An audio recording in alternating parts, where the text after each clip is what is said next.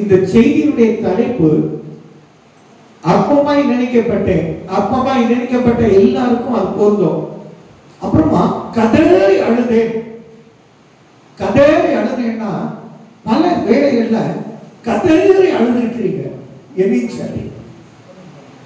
ஆனா இந்த செய்தியின் முடிவுல பாத்தீங்கன்னா ஆப்பரித்து கம்பீரித்து மகிழ்ந்திருக்கிறார்கள். அல்லேலூயா, அல்லேலூயா. ஏன்னா தேவன் என்ன நினைத்து வைத்திருக்கிறார் நமக்கு தெரியாது. ஆனா ஒரு திட்டம் வைத்திருக்கிறார் உங்களை வச்சு. நம்ம இன்னைக்கு இதனுடைய செகண்ட் பகுதியை லூக்கால அர்ஷா வாஸ்தா. இன்னைக்கு அது அர்ஷாக்கான வேலையாய் கர்த்தர் வைத்திருக்கிறார். கொடுக்கப்பட்டது என்ன ஒருத்தருக்கு அவங்களுக்கு இந்த வாக்கி கிடைக்கல, அதான் உண்மை. நம்ம இன்னைக்கு கொஞ்சம் பேரா இருக்கிறோம், இன்னும் கொஞ்சம் பேர் வரல, அவ்வளவுதான். ஆனா 10-20 பேர் வரல. அதனால உண்மையில தேவ நாமம் மகிமைப்படும்படியாக ஒரு வசனத்தை வாசிப்போம். ஒரு வசனத்தை வாசிங்க. ஆதியாகமம் 29ஆம் அதிகாரம், ஆதியாகமம் 29ஆம் அதிகாரம் 31ஆம் வசனம் வாசிங்க. 31. லேயாள் அற்பமாய் எண்ணப்பட்டாள் என்று கர்த்தர் கண்டு அவள் கற்பம் தரிக்கும்படி செய்தார். ராகேலோ மலடியாய் இருந்தாள். அதான் அதுல சொல்லப்பட்ட ஒரு பெரிய வார்த்தை. இந்த வார்த்தை நமக்கு இன்னைக்கு கர்த்தர் நம்மோடு இணைப்பட போகிறார். மாற்றம் இல்ல. ஏன்னா நமக்கு இந்த சரித்திரம் தெரியும். இந்த சரித்திரம் தெரியாதது யாரும் இருக்காது. ஆனா இந்த சரித்திரம் நீங்க தெரிந்தாலும் தெரியாத கோணங்கள்ல கர்த்தர் உங்களை கொண்டு போறார். அல்லேலூயா, அல்லேலூயா. நல்லா புரிஞ்சுடுங்க. என்ன தெரியாத கோணம் அப்படின்னு நினைத்தால் நிச்சயமா சொல்றேன், அற்பமாய் நினைக்கப்பட்ட இந்த இடத்துல அற்பமாய் நினைக்கப்பட்டவங்க எல்லாரும் இருக்கிறீங்க. நான் எல்லாம் நிறைய ஒவ்வொரு வேளையும் அற்பமாய் நினைக்கப்பட்டேன். ஆனா அதனால கதறி அழுதேன்னா கதறி அழுதிருக்கிறேன். மாற்றம் இல்லை. இந்த செய்தியுடைய சாராம்சத்தில் பாத்தீங்கன்னா அற்பமாய் எண்ணப்பட்டால் என்றால் அதுல நிறைய இருக்கு. அற்பமாய் நினைக்கப்படுவது, வெறுக்கப்படுதல். சில இடத்துல பாத்தீங்கன்னா நம்மளை பார்த்தா அருவருப்பா நினைப்பாங்க, சிலர் வெறுப்பாங்க, சிலர் அருவருப்பாய் நினைப்பாங்க, சிலர் நம்மளை பார்த்தா அப்படி முகத்தை வெட்டிட்டு போவாங்க. சிலர் பார்த்தா இதுல எனக்கு என்ன கஷ்டம்னா, நான் பல முறை யோசிச்சிருக்கேன், உரிமைப்பட்ட இடத்துல கூட ஒரு அடிமையை விட கேவலமாய் நடத்தப்படுகிற ஒரு சூழலுக்கு தள்ளப்பட்டேன். அல்லேலூயா. உண்மை அதுதான். நாங்க ஒரு 10 ஆண்டுகளுக்கு முன்பு நாங்க என்ன இடத்துல ஊழியம் செய்தோம். அப்ப அந்த போதகர் எங்களை அவர் வெளியே விடணும்னு நினைக்கும் போதெல்லாம் எங்களை அவர் பண்ற அந்த வேதனைகளை பார்த்தேன். ஆனா நாங்க அந்த இடத்துல இருந்து வரும்போது அவர் கதறி அழுததுதான். நாங்க அந்த சமயத்தில் இல்ல, எனக்கு 3 பேர் போன் பண்ணி அந்த போதகர் இப்படி கதறி அழுதாங்க, என் மகனை இழந்தேன். இழந்த பிறகுதான் தெரிஞ்சு நான் அதனுடைய வேல்யூ. நான் சொல்றேன், நேரை பார்க்கும்போது உங்க வேல்யூ சிலருக்கு தெரியாது. சில புருஷன்மாருக்கு மனைவிமாருடைய வேல்யூ தெரியாது, சில மனைவிமாருக்கு புருஷன்மாருடைய வேல்யூ தெரியாது. ஆனா இதுல இன்னைக்குள்ள சாராம்சம், படிக்கிற பிள்ளையா இருக்கிற நீ, உன்னோடு படிக்கிற பிள்ளைகள் உன்னை அருவருப்பாய் நினைத்து உங்களை வெறுப்பாய் உங்களை கண்டுகொள்ளாமல் இருந்தால், வெறுப்புக்குள்ளாகிற மகனாய் நீ இருப்பாயானால், வெறுப்புக்குள்ளாகிற மகனாய் நீ இருப்பாயானால் உன்னை பார்த்துதான் கர்த்தர் பேசிக் கொண்டிருக்கிறார். அல்லேலூயா, அல்லேலூயா, அல்லேலூயா. எல்லாம் கரங்க தட்டி கத்தப்படுவோம். ஏன்னா இந்த செய்தி நிச்சயமா உங்களோடு இந்த கொஞ்ச காலத்துக்கு இது பேசிக் கொண்டிருக்கும். இந்த செய்தியுடைய சாராம்சம் தான். நேற்று நம்ம அழுத போதெல்லாம் கர்த்தர் நமக்கு வந்தார். நமக்கு தெரிந்தது என்ன தெரியுமா? தேவ சமூகம் மட்டுமே, தேவ சமூகம் மட்டுமே. நமக்கு பவர் இருக்கு, நமக்கு வல்லமை இருக்குன்னு நான் இதையும் செய்ய முடியுமான்னு கேட்டா செய்ய முடியாது. செய்ய முடியும் நினைச்சாலும் கர்த்தர் விட மாட்டார். அதான் அதுல உள்ள ஒரு முக்கியமான பதில். இது பாருங்க, அற்பமாய் நினைக்கப்படும் போதெல்லாம் இதுல ஒரு 3 காரியம் பார்த்து கர்த்தர் செய்தார். பார்த்து. அடுத்த 32ஆம் வசனத்தை வாசிங்க. 32ஆம் வசனம் வாசிங்க. லேயாள் கர்ப்பவதி யாகி ஒரு குமாரனை பெற்று எதை பார்த்தார்? சிறுமையை பார்த்தார். எதை பார்த்தார்? சிறுமையை பார்த்தார். சிறுமைனா என்ன? நல்ல ஆடி கார்ல, ஒரு பெரிய பங்களால, நீங்க மட்டும் ஏசிக்குள்ள அப்படி மெய் மறந்து நல்ல மியூசிக் கேட்டுக்கிட்டு இருக்கிறது தான் சிறுமை. தப்பா சரியா? தப்பு. சரிங்களா? சிறுமைனா என்ன அப்படின்னா, நம்ம கிட்ட ஒரு அவசரத்துக்கு ஒருத்தருக்கு உதவி செய்திருப்போம். அந்த உதவி நமக்கு தேவைப்படும் போது நம்ம கேட்கும் போது கொடுக்க மாட்டாங்க. கொடுக்காம அவங்களுக்கு வசதி இருந்தும் அதை கொடுக்க கூடாது என்பதற்காக மறுதலித்து நம்மை பார்த்து வெறுக்கத்தக்க வார்த்தைகள் பேசி நம்மை துன்பப்படுத்தி நமக்கு நம்முடைய வேதனையோடு நம்ம கடந்து வருவது சிறுமை. ஒன்று. ரெண்டு, புருஷன் நீங்க எதிர்பார்ப்போடு சில காரியங்களை சொல்லணும்னு ஆசைப்பட்டு போறீங்க. அந்த புருஷன் ஒரு வாரம் அவன் அலுவலகத்தில் ஏதோ டென்ஷன்ல உங்களை பார்க்காம அப்படி போயிட்டு இருந்தா அது சிறுமையிலும் சிறுமை. சில இடத்துல பாத்தீங்கன்னா நல்ல அடி போட்டுருவாங்க. அந்த மனைவியை பார்த்தா, அதுக்கு எங்க அம்மா தான் எக்ஸாம்பிள். எங்க அம்மா பட்ட அடி யாரும் பட்டிருக்க மாட்டாங்க. ஆனா அப்படி இருந்து பிள்ளைகளுக்காக பொறுமையாய் காத்துக் கொண்டார்கள். நான் சொல்றேன், இதே போலதான் என் நாதர் இயேசுவும் அடிக்க மேல அடிபட்டு உங்களை என்னையும் மீட்டுக் கொள்வதற்காக அவர் சிறுமைப்படுத்தப்பட்டார், அவர் நொறுக்கப்பட்டார். வாசிங்க, ஏசாயா எழுதின புத்தகம் 53 அதிகாரம் அதனுடைய 1வது வசனத்தை வாசிங்க. இதுல ரொம்ப அற்புதமா சொல்லி இருக்கோம். இந்த 3வது வசனத்தை வாசிங்க. ஏசாயா 53:3 பாருங்க. இங்க பாருங்க, எவ்வளவு அழகா சொல்றார். அவர் அசட்டை பண்ணப்பட்டார் அப்படின்னா அற்பமாய் நினைக்கப்பட்டார், மனுஷரால் புறக்கணிக்கப்பட்டார், அற்பமாய் நினைக்கப்பட்டார், துக்கம் நிறைந்து வரும். இதுக்கு காரணம் என்ன?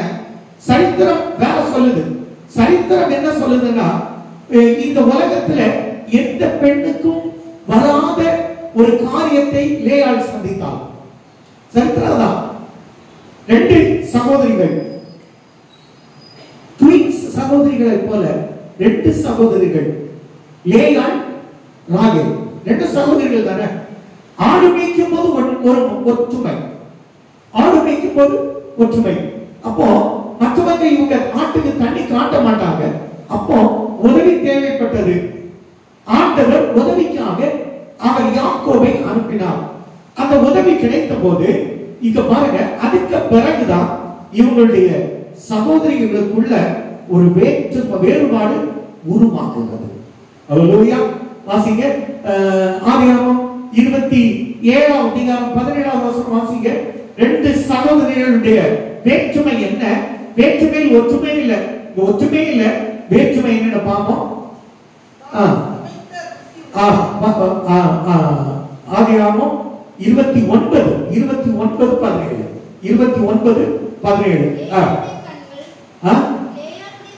லேயாளுடைய கண்கள் குற்ற பார்வையா இருந்தது, ராகேலோ ரூபவதியும் பார்வைக்கு அழகானவளுமாய் இருந்தாள்.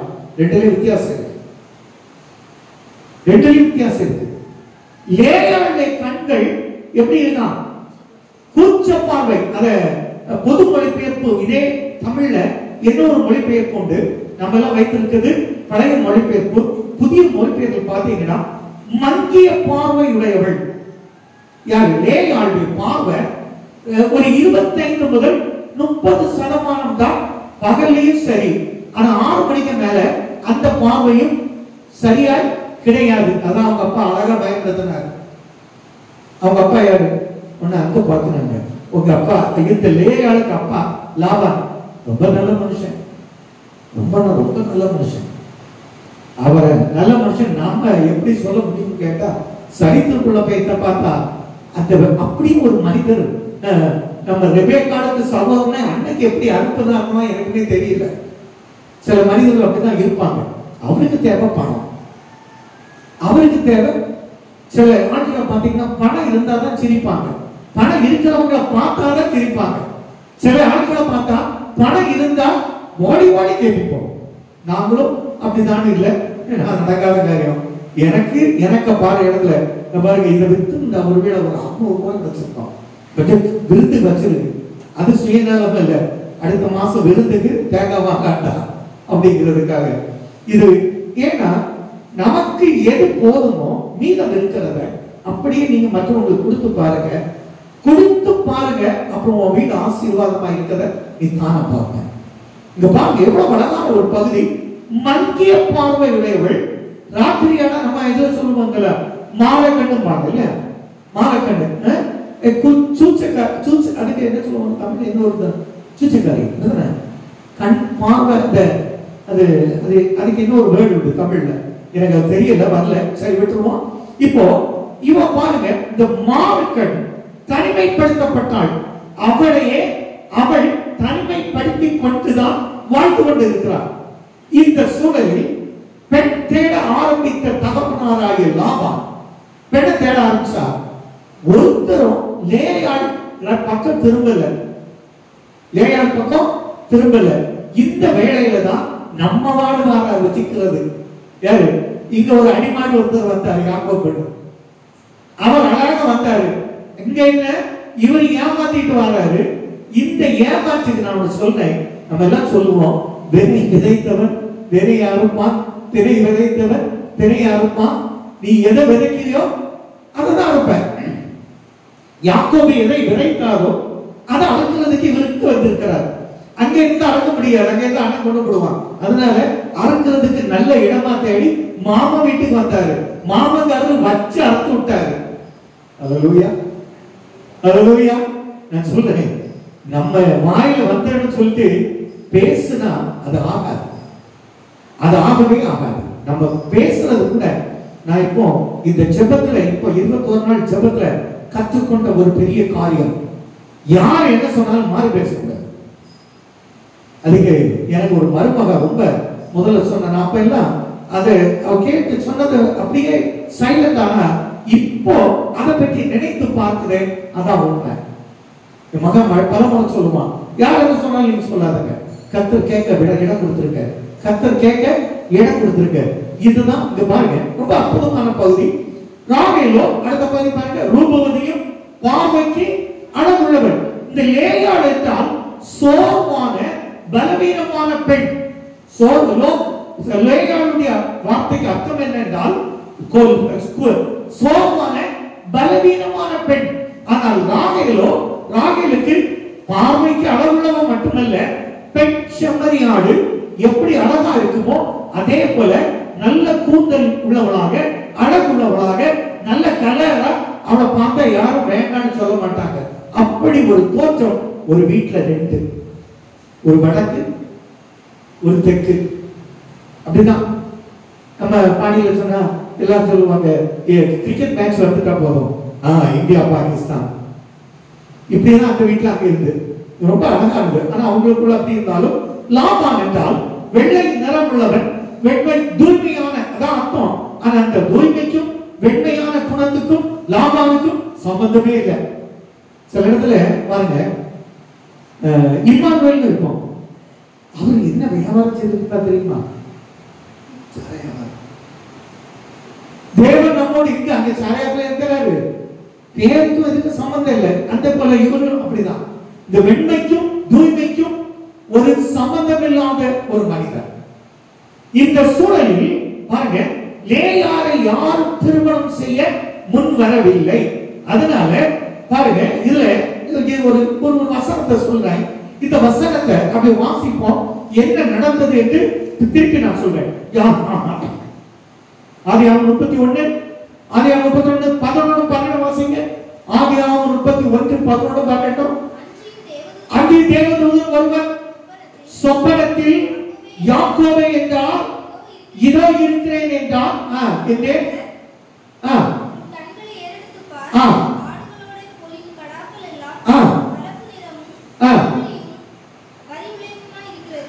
அதுல 1 2 வாசிமா, 1 2 வாசி, 1 2 1 வசனம்.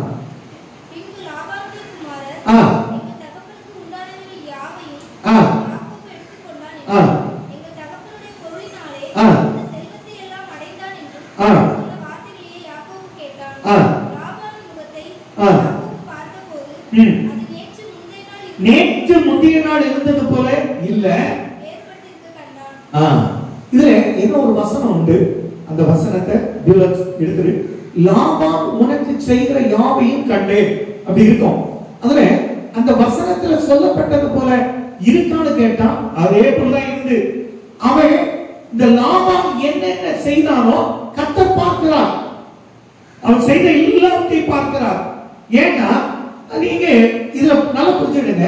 இதே இதுல கூட இதே ஆதிகாமத்தில் ஒரு பகுதியில சொல்லி இருக்கோம், அவன் இவர்களை வித்து போட்டானே தகப்பன், அவன் வித்து அந்த வாயில போட்டு போட்டான் அப்படி ஒரு வசனம் இருக்கு. அந்த வசனத்துல பாத்தீங்கன்னா அவனுக்கு திருமணம் செய்து கொடுக்க மனமில்லை. அந்த யூதர்களுக்கு ஒரு பாரம்பரியம் உண்டு. யூதர்களுக்கு ஒரு பாரம்பரியம் உண்டு. எப்படின்னா ஆண் மகனாக இருந்தால் 50 வெள்ளிக்காசு கொடுத்து பெண்ணை திருமணம் செய்ய வேண்டும். கொடுத்து செய்யணும். நம்ம கல்யாணம் அப்படியே இருக்கணும். யாராவது மாப்பிள்ளை வீட்டுல பொண்ணுக்கு கொடுத்து நான் என் பிள்ளையை கட்டி கொடுத்தேன்னு சொல்லுங்க, ஒரு அல்லேலூயா சொல்லுங்க. அது அங்க அப்படி இருந்திருக்கு. அங்க அப்படி அதனாலதான் ஆபிரகாமுக்கு வேலையாள் என்ன செய்தான், போனா கடகத்தை கொடுத்தான், தங்கத்தை கொடுத்தான், தோளை கொடுத்தான், கொடுத்து இந்த யாரை மீட்டு கொண்டு வரான். அப்படியே இந்த ரெபேக்காளை கொண்டு வருகிறான். இது அங்கோட சிஸ்டம். அதுவும் பெண்ணா இருந்தால் பெண்ணுக்கு தகப்பனால் 30 வெள்ளிக்காசு வரை வைத்திருப்பாங்க. இது எதுல இருக்குன்னா லேவியர் ஆகமத்துல பாத்தீங்கன்னா அழகா இந்த லேவியர் ஆகமத்துல இந்த காரியம் அழகா சொல்லப்பட்டிருக்கும். லேவியராகமம் 27ஆம் அதிகாரம் 3ஆவது வசனம் வாசிங்க. லேவியராகமம் 27:3 வாசிங்க. 20 வயது முதல் 40 வயதுக்கு உட்பட்ட ஆண் பிள்ளையை பரிசுத்த ஸ்தலத்தில் சேக்கலாகிய 30 வெள்ளி சேக்கலாகவும் பெண் பிள்ளையை 30 சேக்கலாகவும் மதிப்பார்கள். பாத்தீங்களா? இது முதல்ல பலி செலுத்த போனாலும் பலிக்காகவும் இது நிர்ணயிக்கப்பட்ட ஒரு முக்கியத்துவம். இப்போ இந்த யாக்கோபுக்கு நம்ம இதுல பாத்தீங்கன்னா அந்த வசனத்தை வாசிப்போம். 29ஆம் அதிகாரத்துல பாருங்க. 29ஆம் அதிகாரம் அழகா சொல்லி பாருங்க. 23ஆம் வசனம் பாருங்க. 23ஆம் வசனத்துல 29, 23 அன்று இரவிலே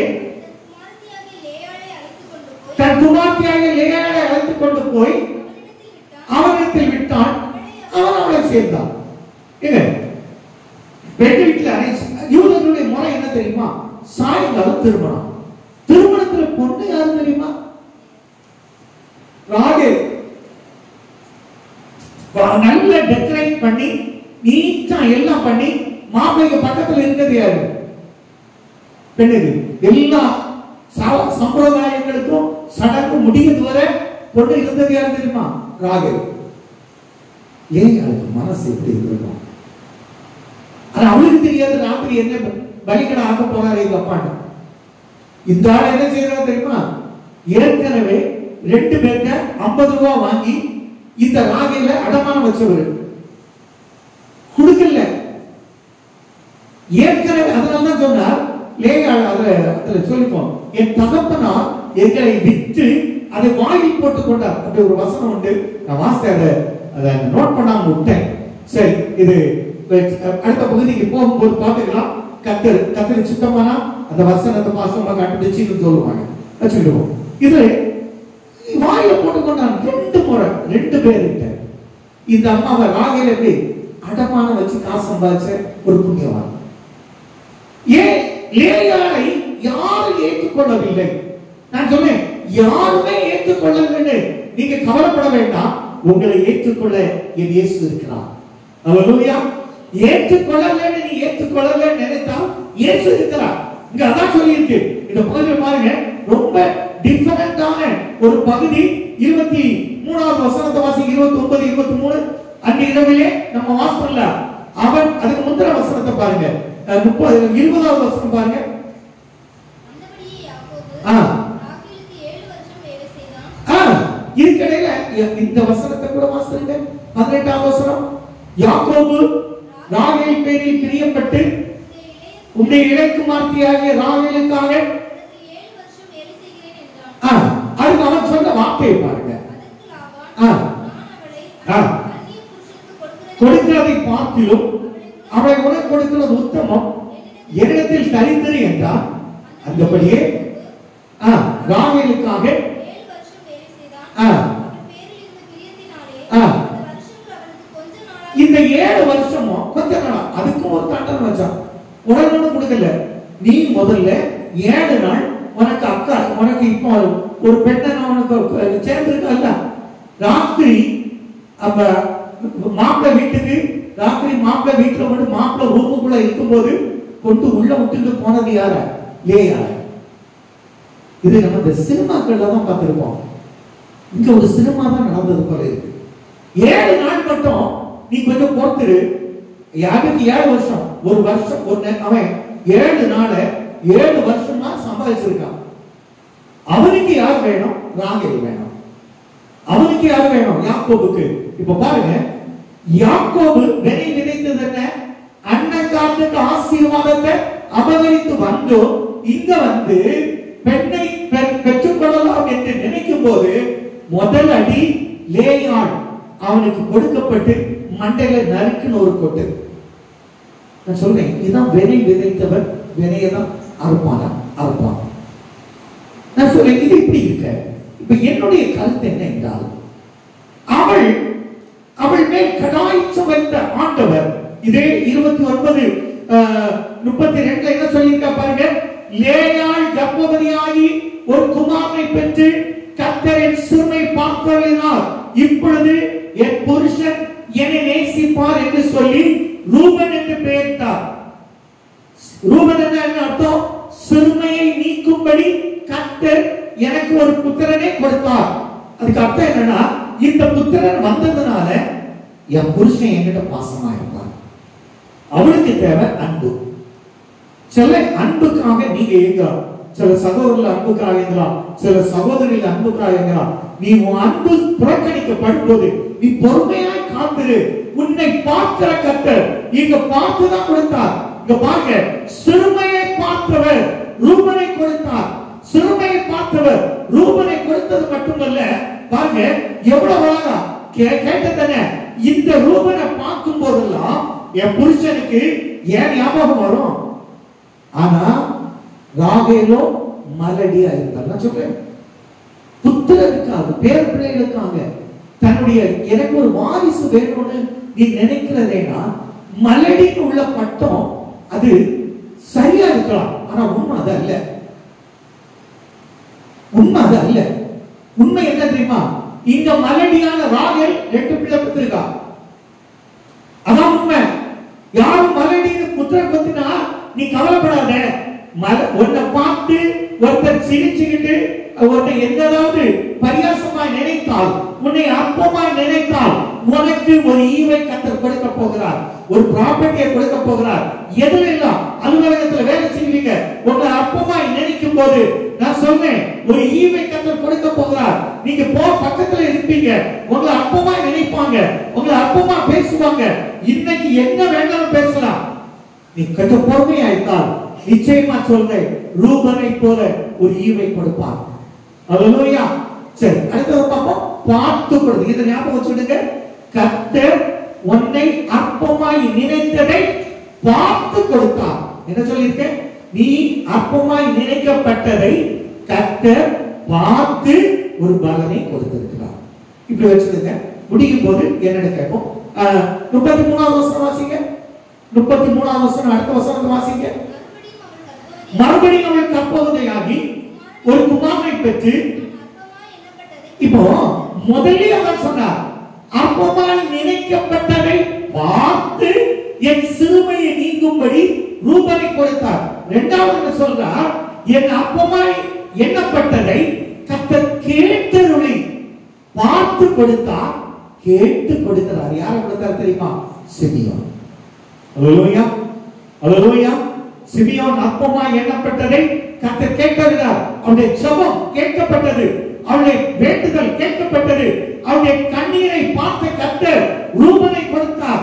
அந்த கண்ணீரோடு தேவ சமூகத்துல அவள் கேட்டதுக்கு கர்த்தர் கொடுத்தது என்னன்னு பாத்தீங்கன்னா சிமியோனை கொடுத்தார்.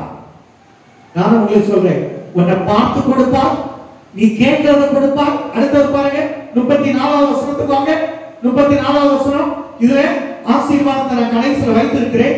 ஒவ்வொரு பிள்ளைகளுக்கும் நீங்க எப்படி நினைத்தீங்களோ அதை விட மேலான ஆசீர்வாதத்தை வைத்திருக்கிறேன். வாசிப்போம். மறுபடியும் அவள் கர்ப்பவதியாகி ஒரு குமாரனை பெற்று,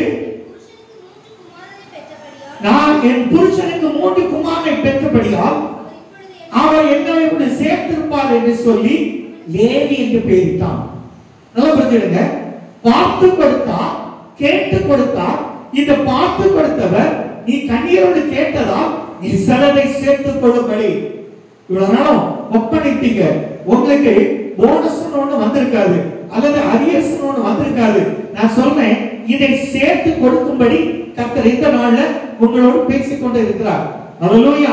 நீ அப்பமாய் நினைக்கப்பட்டது ஒன்று சேர்க்கப்படுகிறது. நீ அப்பமாய் நினைக்கப்பட்டதாலே கர்த்தர் சேர்த்து கொடுக்கிறார் லேவி. இந்த லேவிக்கு ஒரு பெரிய பெரிய ஒரு பெரிய ஆசீர்வாதம் இருக்கான்னு கேட்டா பெரிய ஆசீர்வாதம் இருக்கு. நல்லா புரிஞ்சுடுங்க. இந்த லேவி மொத்த உலகத்திற்கும் யாவருக்கும் ஆசாரியராகி கர்த்தர் மாற்றினாரே. புறக்கணிக்கப்பட்ட லேவி, புறக்கணிக்கப்பட்ட சிமியோன், இதான் உண்மை. இப்போ அடுத்தால வருவோம். அடுத்த வசனத்தை வாசிங்க.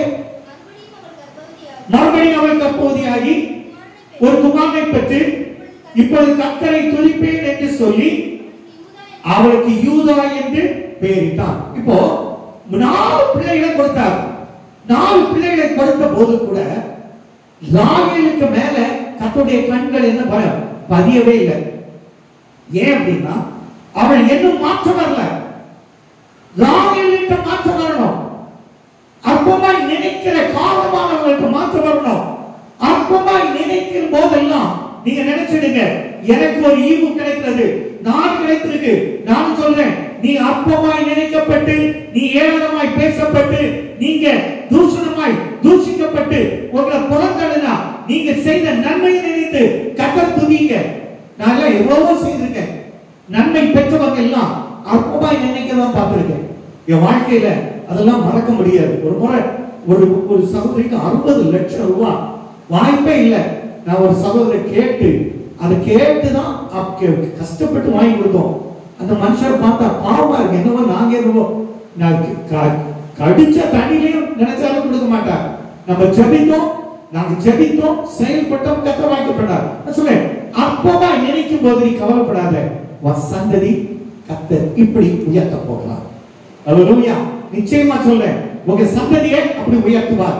ஒரு ரூபன் உயர்த்தப்பட்டார், ஒரு சிமியோன் உருவாக்கப்பட்டார், ஒரு லேவி கர்த்தருக்காக தெரிந்து கொள்ளப்பட்டவனாய் இந்த உலகத்திற்கு அனுப்பப்பட்டார். துதிக்கும்படியாக யூதாவை கொடுத்தார். நல்லா புரிஞ்சுடுங்க. நம்ம 3-4 ஆசீர்வாதங்களை பெறும் போதெல்லாம் கர்த்தரை துதித்தீர்களா? உங்களை பார்த்து கேட்டார், உங்களை பார்த்தா கேட்டார், கர்த்தரை துதித்தீங்களா? நான் கடந்த வாரத்துல ஒரு 2 ஃபேமிலி டைத்து கொடுத்தாங்க. இந்த வாரத்துல அவங்களுக்கு நான் நிறைய ஜெபம் பண்ணி இருக்கேன். வசனத்தை சொல்லி தான் ஜெபம் பண்ணேன். ஆண்டவரே, இடங்கடா வானத்தின் பதவிகளை தந்து இடங்கடாமல் மட்டும் ஆசீர்வாதத்தை கொடுக்கிற கர்த்தர் மாற்ற இல்லை. நான் சொல்றேன், நீங்க ஆசீர்வாதமா இருக்க கர்த்தர் விரும்புகிறார். அதான் உண்மை. இதுல இப்போ அடுத்த சம்பவம் வேற ஒரு சம்பவம், ரொம்ப வித்தியாசமா இருப்பாருங்க. 30 இதுக்கு அடுத்தால 30ஆம் அதிகாரம் 2ஆம் வசனத்தை பாருங்க. ராகேலின் மேல் கோபம் கொண்டு, இப்போ இந்த ராகேலுக்கு இன்னும் கோபம் தான் வருது. அப்பமா நினைக்கப்பட்டவன் ஆசீர்வதிக்கப்பட ஆசீர்வாதத்தை பெற முடியாத அப்பமா நினைக்கப்பட்டவனுக்கு என்ன வருது? கோபம் வருது. நான் சொல்றேன், நீங்க வளரும் போது உங்க மேல பொறாமையில கோபப்பட்டா நீங்க கண்டுகளவே செய்யாது. அமைதியா போங்க. உங்களுக்கு கிடைத்த ஆசீர்வாதத்தை அவரால் என்ன செய்ய முடியாது? ஜீவிக்க முடியல. இதை நான் பார்த்திருக்கேன். ஒரு நாள் காலையில வந்து ஜெபிக்க வந்தேன். பயங்கரமான டென்ஷன்ல ஒரு மனுஷன் பேசுறாரு. அப்ப நான் நினைச்சேன், சரி நம்ம வளர்ந்திருக்கிறது கர்த்தர் ஏற்றிருக்கிறாரோ. நான் சொல்றேன், நீங்க எதையுமே சொல்லாதுங்க. கர்த்தர் கேட்கணும்னா நீ தேவ சமூகத்துல சொல்லு. கர்த்தர் கேட்கணும்னா தேவ சமூகத்துல சொல்லு. சிலருடைய வாசலை கர்த்தர் அடைக்கிறார். ராகேலுடைய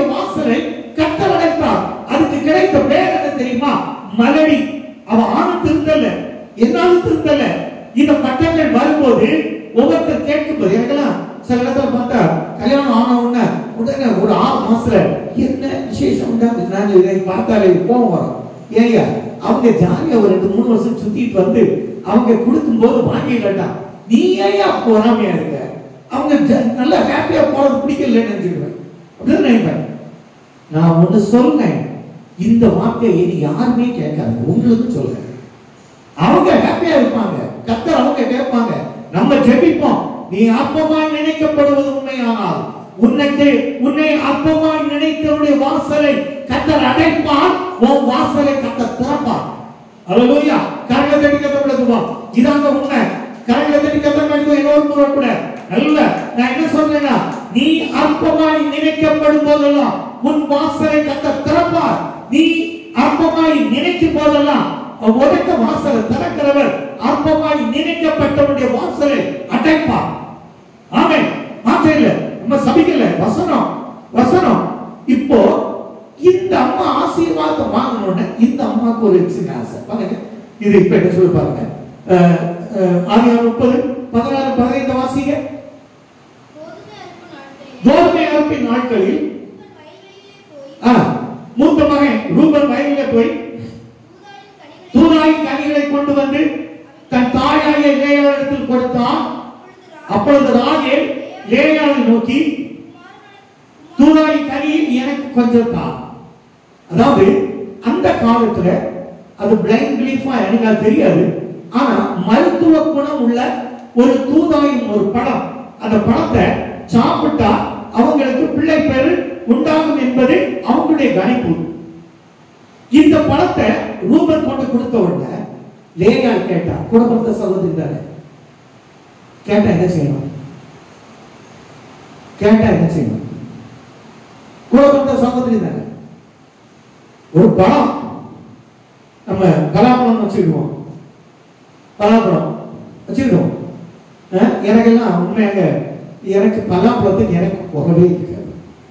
திடீர்னு வருவேன், பக்கத்துல இந்த பிள்ளைகள் 2 பேர் இருப்பாங்க, அங்கே கொடுப்போம். இப்படி அங்க ஊழியத்துக்கு போயிட்டு தான் வரோம். கிடைச்ச உடனே நாங்க சாப்பிட்டு அப்படி அந்த பக்கம் கொடுத்துறதுதான் பழக்கம். இதை போல வச்சுக்கோங்க. இந்த பழத்தை கூட பிறந்த சகோதரி கேட்டா என்ன செய்யணும்? நீங்க தான் சொல்லணும். கூட பிறந்த சகோதரிகள் அங்க பின்னால் 2 பேர் இருக்காங்க. ஏமா, உங்க தங்கச்சி உங்ககிட்ட ஒரு பணம் கேட்டா நீ என்ன செய்வ? உன் தங்கச்சி நீ வாட்ட ஒரு காஸ்ட்லி நல்ல விலையேறப்பட்ட பணம் இது, இப்ப 100,000 ரூபாய்க்கு மேல இருக்கிற ஒரு பணம் இருக்கு, அப்படி ஒண்ணு கேட்டா நீ என்ன செய்வ? கொடுத்து. இந்த கொடுக்கல, இவன் என்ன செய்திருக்கணும்? 4 ஆசீர்வாதம் வாங்கினான்ல, கேட்ட உடனே கொஞ்சம் கொடுத்துருக்கலாம்ல. நீ கொடுக்காததுனால அடுத்தது என்ன நடக்குது தெரியுமா? பாருங்க, அடுத்த வசனத்துல அடுத்தால ரொம்ப வித்தியாசமா இருக்கும். 30:9 வாசிங்க. 30வது அதிகாரம் 9வது வசனத்தை வாசிங்க. லேயாள் தான் பிள்ளை பெறுகிறது நின்று போய்த்ததை கண்டு எப்படி இப்ப யார் அப்பமா நினைத்திருப்பா? முன்கடன், இப்ப பின்கடன் என்னோட செய்யுது. நான் சொல்றேன், நீங்க அப்படி செய்யாதீங்க.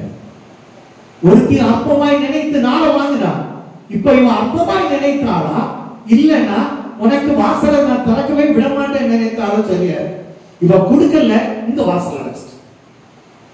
நம்ம வாசலை அடைக்கிறதுக்கு நம்ம காரணமா இருக்கக்கூடாது. நமக்கு திறந்த வாசலை அடைக்க நாம் கர்த்தரோடு இருக்கணும். நம்ம என்ன செய்யணும்? நீ கேட்டா கொடுக்கிறார், கேளுங்கள் கொடுக்கப்படும், தேடுங்கள் கண்டடைவீர்கள், தட்டுகிறவனுக்கு திறக்கப்படும் என்கிறார். அப்பமாய் நினைக்கப்பட்ட இந்த ராகேல் லேயாளை அப்பமாய் நினைத்ததால் அப்படி கர்ப்ப வாசலை அடைத்த கர்த்தர் இப்போ லேயாள் கர்ப்ப வாசல் அடைக்கப்பட்டது. ஒரு பெரிய ரகசியம் சொல்றேன்.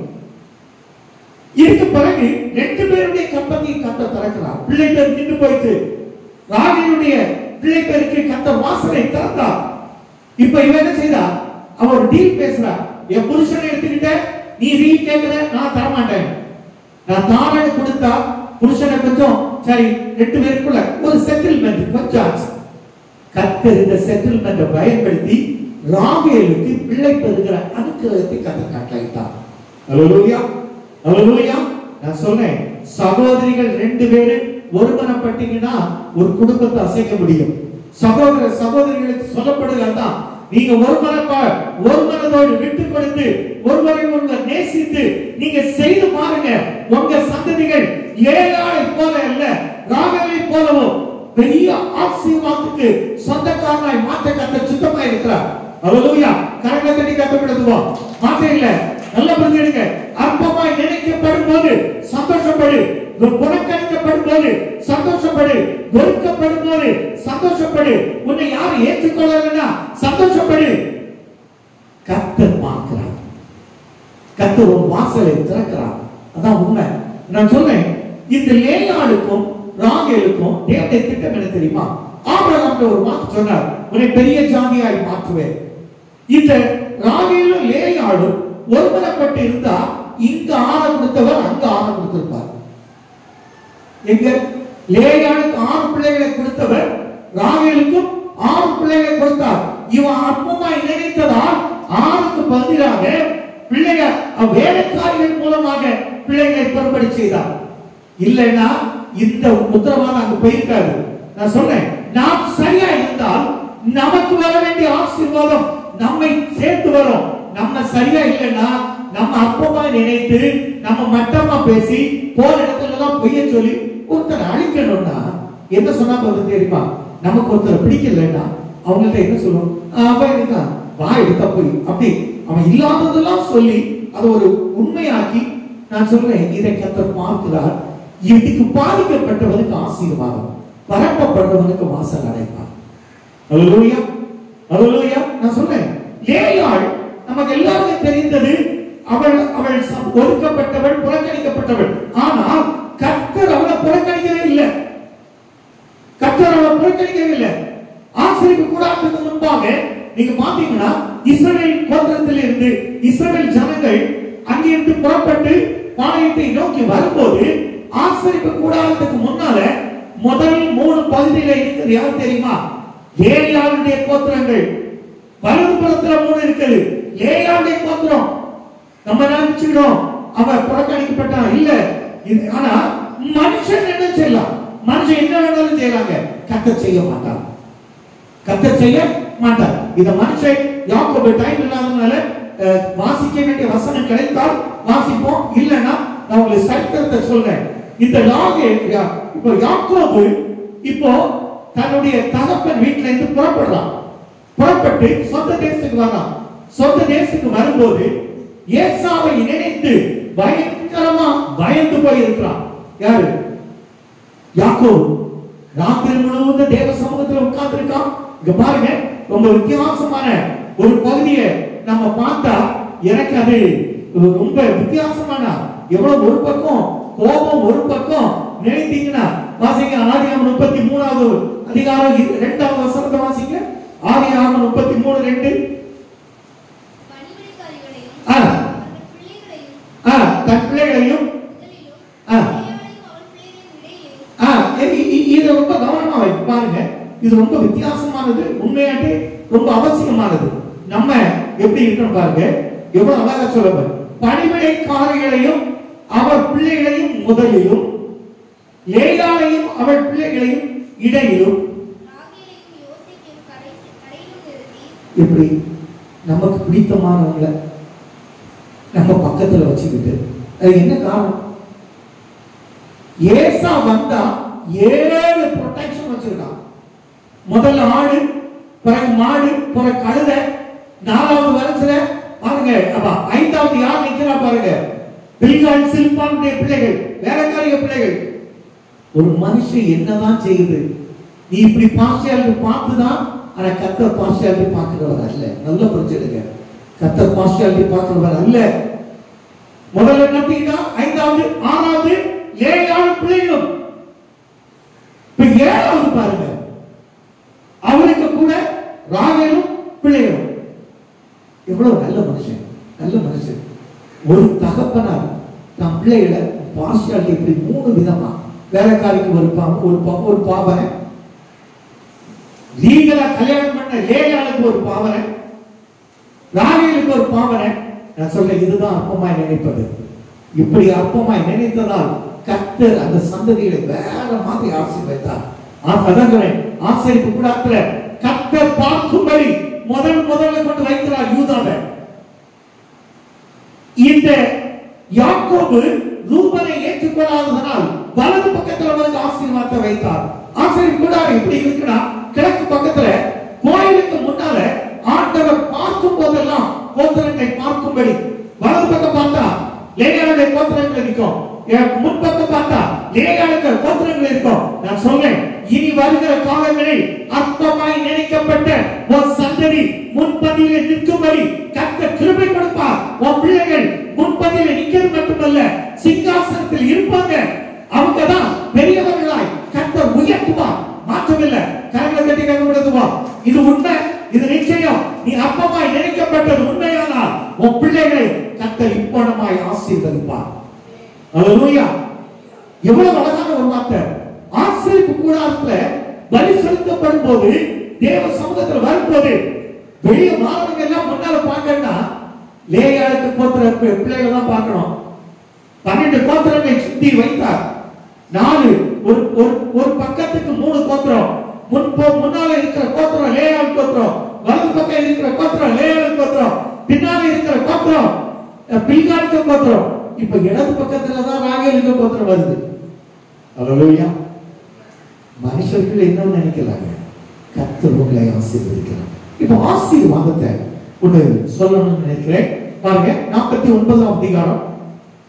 49ஆம் அதிகாரம். யார் ஆசீர்வதித்தாலும் ஆசீர்வதிக்காவிட்டாலும் கர்த்தர் உங்களை ஆசீர்வதிக்கிறார். பாருங்க, ஆதியாகமம் 49 3-4 வாசிங்க.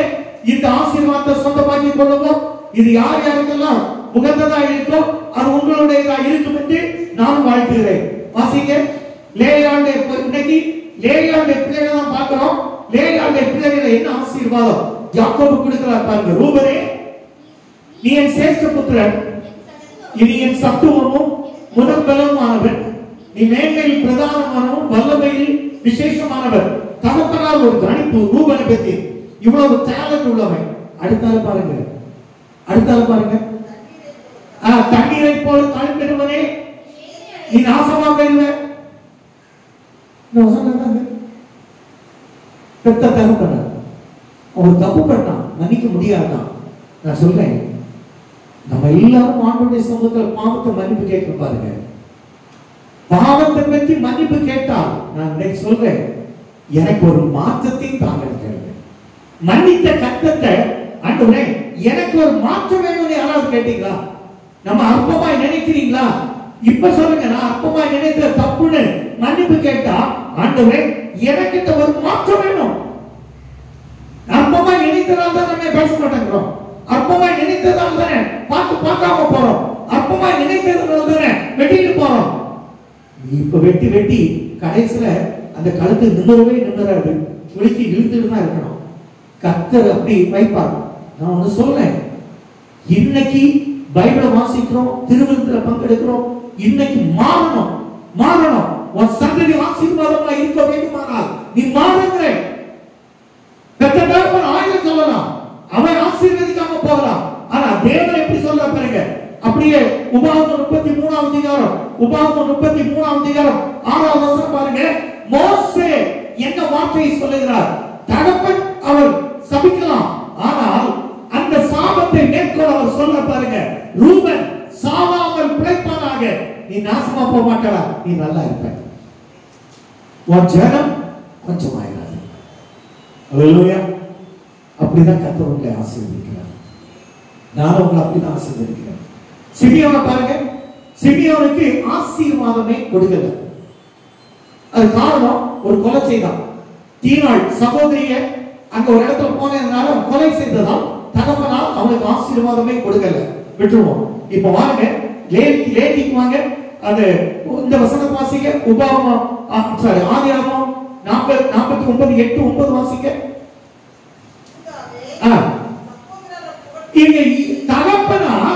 இந்த தகப்பனால் சிமியோனையும் ஆசீர்வதிக்கல, லேவியையும் ஆசீர்வதிக்கல.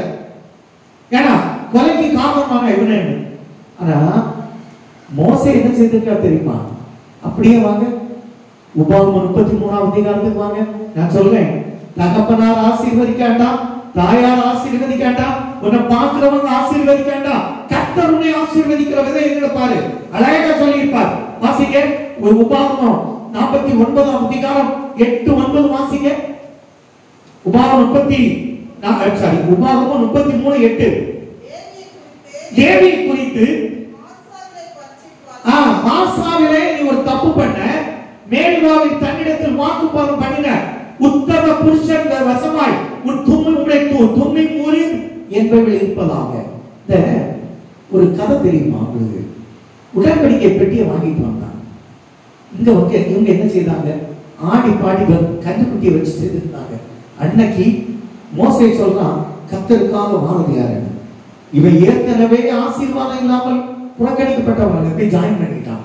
அதான் ஆசீர்வாதம். அடுத்த வசனத்தை பாருங்க. நான் உங்களை அப்படி ஆசீர்வதிக்கிறேன். அடுத்த வசனம் 9. தன் தகப்பனுக்கும் தாய்க்கும் உங்கள் பாரேன் என்று சொல்லி சகோதரனை அங்கீகரிக்காமல் தன் பிள்ளைகளையும் அறியாமலும் வசமாய் அவை இருப்பதாக அவர்கள் உடைய வார்த்தையை கைக்கொண்டு உடன்படிக்கை காக்கிறவர். அடுத்தது 10. இப்ப பாருங்க, யாக்கோபுக்கும் நேயர்களும் இஸ்ரவேலுடைய பிரமாணங்களை போதித்து சமூகத்தில் தூப வர்க்கத்தையும் உங்களுடைய பலிபீடத்தின் மேல் சர்வாங்க தகன பலியை வருகிறாங்க. இவர் உள்ளதே ஆசீர்வதிக்கப்பட்டது யாரு தெரியுமா? லேவி. கூடுதல் ஆசீர்வாதம் பெற்றது யாரு? லேவி. தகப்பனார் கொடுக்கல, தகப்பனார் ஆசீர்வதிக்கல, ஆனா கர்த்தர் ஆசீர்வதிக்கிறார். ஒவ்வொரு கோத்திரமும் 10 ஒண்ணு கொண்டு இவங்க கொடுக்கணும். இப்ப பாருங்க, 10 கோத்திரம் 11 கோத்திரம் 11 கோத்திரமும் 10 ஒன்று கொடுக்கும் போது இவனுக்கு எத்தனை வருது? 110%. சரிதானே? இப்போ இவங்க எல்லாரும் விட லேவி தான் ஆசீர்வதிக்கப்பட்டவர். அடுத்த வசனம், நான் உங்களை அப்படியே ஆசீர்வதிக்க உங்க கை கிளியரிலே கர்த்தர் பிரியமா இருப்பார். அடுத்த வசனத்தை பாருங்க. கர்த்தாவே, இந்த அற்பமாய் நினைக்கப்பட்டவருடைய சம்பத்தை ஆசீர்வதித்து, நான் சொல்றேன், இந்த அற்பமாய் நினைக்கப்பட்டு ஆசீர்வாதம் எனக்கு இல்லைன்னு நினைக்கிறவங்க அவங்க சம்பத்தை ஆசீர்வதித்து அவர்கள் கை கிரியின் மேல் பிரியமாயிரும். அவைகள் பகைத்து திரும்ப எழுந்துடாதபடி இடுப்புகள் எல்லாம் முறுக்கி போடும். நான் சொல்றேன், உனக்கு விரோதமாய் கொண்டு எழுந்தனா கத்தரிக்கு உடைச்சு போடுவார். அவரை அழகாக கொண்டு நடத்தி இருக்கிறார். இதே போல நிறைய இருக்கு. வசனத்தை வாசிப்போம். அதே 33 அதிகாரம் 18-19 வாசிங்க. 18-19. செபுலோனே, லேயாளுக்கு பிள்ளைகளுக்கு மோசே கொடுக்கிற ஆசீர்வாதம், நீ வெளியே புறப்பட்டு போகையிலும், இசக்காரே நீ குத்தூராய் தங்கையிலும் உன் வீட்டுல சந்தோஷமா இருக்கு. அடுத்தது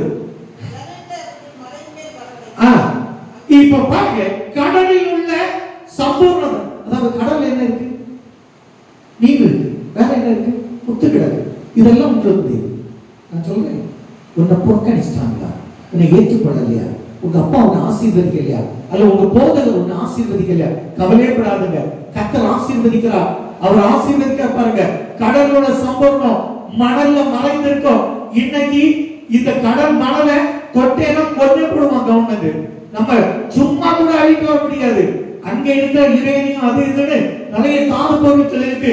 இதெல்லாம் அனுபவிக்கும்படி கர்த்தர் உங்களுக்கு கிருபை கொடுப்பார். சமயம் எழுப்புவோம், எல்லாரும் எழுப்புவோம். நீங்க அற்புதமா நினைக்கப்பட்டார், நீ லேயாளை போல பாதிக்கப்பட்டேனா உன்னை பார்த்து கர்த்தர் சொல்லுகிறார், உன் சந்ததிகள் உன்னை இப்படி ஆசீர்வதிப்பாங்க. உன் சந்ததிகளுக்கு ஒருவேளை சிலருக்கு தகப்பனார் ஆசீர்வதிக்காமல் இருக்கலாம், கர்த்தர் ஆசீர்வதிக்கிறார். கர்த்தருடைய ஆசீர்வாதம் யூதாவுக்கு சிரேஷ்ட புத்திர பாகத்தை கொடுத்த கர்த்தர் மொத்த யூதாவையும் இந்த உலகத்தை ஆளும்படி வைத்தார். அந்த யூதாவில் இந்த இயேசு கிறிஸ்துவை உருவாக்கினார். தாவீது கோத்திரத்தை உருவாக்கினார். புறக்கணிக்கப்பட்டீங்களா? அற்பமாய் நினைக்கப்பட்டீங்களா? கர்த்தர் உங்களை சேர்த்துக் கொள்கிறார். அவர் பார்த்து கொடுப்பார், கேட்டு கொடுப்பார், சேர்த்து கொடுப்பார், நீங்க துதிக்கும்படி கொடுப்பார். இனி அடுத்தால செபுலோனே, நீ இப்படி இருக்கணும் அப்படின்னு சொல்லி செபுலோன் மூலமாக நீ கூடாரத்துல சந்தோஷமாயிரு. உன் வீட்டுல சந்தோஷமா இரு. கடல்ல இருக்கிறதெல்லாம் உனக்கு தான், சம்பூர்ணங்களெல்லாம் உனக்கு. உன்னை நான் இப்படி ஆசீர்வதிப்பேன், உன் சந்ததி எப்படி ஆசீர்வதிப்பேன், உன் சந்ததி இந்த பூமியில இப்படி வளர்ந்திருப்பாங்க. உன் பிள்ளைகள் வெளிநாட்டுல போய் கூட நிறைய சம்பாதிக்க போறாங்க. அவங்க கடல்ல உள்ள மறுபொருட்களை அவங்க எடுத்து பயன்படுத்துவாங்க. கர்த்தர் மறைந்திருக்கிற ஆசீர்வாதங்கள், பூமியின் உன்னதத்தின் ஆசீர்வாதத்தினாலும் பூமியின் ஆழங்களில் உண்டான ஆசீர்வாதத்தினாலும் கர்த்தர் உங்களை, புறக்கணிக்கப்பட்ட உங்களை, உங்கள் பிள்ளைகளையும் ஆசீர்வதிக்க சித்தமாயிருக்கிறார். இதுவரை காயப்பட்டப்பா, காயப்பட்ட அதிகாரி என்ன இப்படி பேசிட்டான், நான் வேலையை விட்டுடலாமா, வாலண்டியர் ரிட்டையர்மென்ட் கொடுத்துடலாமா நினைத்தேன். இல்ல, நீ உயர்த்தப்படுகிற நாள் வந்துச்சு. நீ பணி செய்யற இடத்துல, பக்கத்து வீட்டுல, குடும்பத்துல உன்னை ஏற்றுக்கொள்ளலையா? உன் பிள்ளைகள் கடல்ல அரும்பொருட்களை அனுபவிப்பாங்க, நீங்க பார்க்கும்படி செய்வான், உங்களுக்கு எல்லா வளங்களையும் கொடுப்பான். வாரப்படாதீங்க, துக்கப்படாதீங்க, சங்கடப்படாதீங்க. கர்த்தர் உங்களுக்கு பக்க பலமாயிருக்கிறார். ஏமாத்திட்டாங்களா? இதை ஏமாத்த லேயாளுடைய எவ்வளவு என்னை ஏமாற்றி அந்த கேட்காமலே நீ இந்த புருஷனுக்கு கொடுத்துட்டே எவ்வளவு கதறினான். ஆனா கண்ணீரை பார்த்த கர்த்தர் பதில் கொடுத்திருக்கிறார்.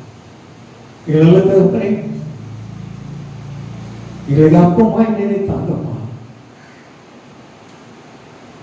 எங்க அப்பமாய் நினைக்கப்பட்டதை பார்த்த கர்த்தர் எனக்கு ரூபன் கொடுத்தீங்க, ஒரு பெரிய கிஃப்ட் கொடுத்தீங்க. நான் கர்த்தரிடத்துல கண்ணீரோடு கேட்டேன், கர்த்தர் எனக்கு சிமியோனை கொடுத்தீங்க, என்னோட ஈவு கொடுத்தீங்க, என்னோட ஈவு சேர்த்து கொடுத்தீங்க. என்னை அற்பமாய் நினைத்தவர், நான் இழந்த புருஷன், நான் இழந்து போனது என் கையில கிடைக்கணும்னு ஆவலா இருந்தேன், சேர்த்து கிடைத்து கொடுத்தீங்க. இது 3 கிடைத்த போது நான் கர்த்தரை துதித்தேன். இடையில கொஞ்சம் அடைக்கப்பட்டது, மீண்டும் திறக்கப்பட்டது. உங்களுக்கு அடைக்க மாட்டார். ராகேலுடைய கர்ப்பத்தை திறந்த கர்த்தர், நான் சொல்றேன், புத்திர பாக்கியத்துக்காக ஏங்குற பிள்ளைகளே, உங்களுடைய வாசலை கர்த்தர் திறக்கிறார். நீங்க கவலைப்படவே வேண்டாம். நான் எங்க தவறுனேன், நான் யாரையாவது அற்பமாய் நினைத்தேனா, நான் யாரையாவது அற்பமாய் நினைத்தேனா? ஆண்டவரே, கொஞ்சம் ஒரு செகண்ட் யோசித்து பாருங்க. நீங்க யாரையாவது அற்பமாய் நினைத்திருந்தால் இன்று அதை விட்டுக்கிட்டு உங்க ஆசீர்வாதத்தை பெற்றுக்கொள்ளுங்க. நாம் அற்பமாய் நினைத்தால் நம்முடைய ஆசீர்வாதம் அடைபடும். நாம் அவர்களுக்கு உரிய மரியாதை கொடுத்து நாம் அவங்களை கனப்படுத்தினா நம்ம பிள்ளைகள் பூமியின் உயர்ந்த இடத்துல ஏறி இருப்பார்கள். மிக நல்ல தகப்பனே, இந்த திருவார்த்தைகளின்படி ஆண்டவரே, நீங்க நல்ல வார்த்தையை சொல்லி இருக்கீங்கப்பா. இந்த உலகத்துல நீ தன்னை தாழ்த்துகிறவன் உயர்த்தப்படுவான். ஆயக்காரன் சொன்னா, ஆண்டவரே, இந்த பாவியாகி எங்கள் கிருபையாயிரும். உபவாசிக்கிற பரிசைன்னு சொன்னா, நான் வாரத்துல ஒரு முறை உபவாசிக்கிறேன், நான் தசமமா கொடுக்கிறேன், காணிக்கை கொடுக்கிறேன், ஒரு மீட்டிங் விடாம பங்கு வருகிறேன். கர்த்தருடைய ஜெபத்தை கேட்கலையே. ஆண்டவரே, எங்களுடைய ஜெபத்தை கேட்டு கொடுத்தீங்கப்பா. எங்கள் சூழ்நிலையை பார்த்து கொடுத்தீங்க, சேர்த்து கொடுத்திருக்கிறீங்க. நாங்க சந்தோஷமாய் கடந்து சேர்க்கிறோம். துதிகரமாய் மேலாமக்கே செலுத்துகிறோம். இயேசுவின் நாமத்தில் ஜெபம் கேளு நல்ல பிதாவே. ஆமென்.